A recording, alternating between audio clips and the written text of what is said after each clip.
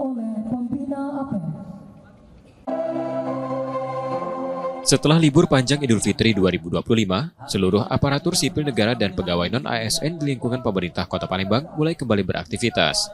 Di hari pertama masuk kerja, ASN dan non-ASN mengikuti apel gabungan yang digelar di kawasan Benteng Kuta Besar.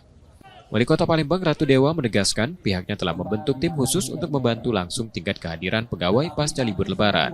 Kalau sanksi, kita punya tim, dalam hal ini diketuai langsung oleh Sekretaris Daerah, Inspektorat, dan juga dari bagian hukum dan BKPSDM. Dan juga nanti kita lihat tingkat kesalahannya. Setelah diadakan klarifikasi oleh tim penjatuhan hukum disiplin, baru kita penjatuhan hukum disiplin, bisa ringan, sedang maupun berat. Selain itu, Ratu Dewa bersama wakilnya Prima Salam juga mengajak seluruh pegawai untuk kembali fokus bekerja dan mendukung penuh program-program pembangunan Kota Palembang. Nur Muhammad, Kompas TV, Palembang, Sumatera Selatan.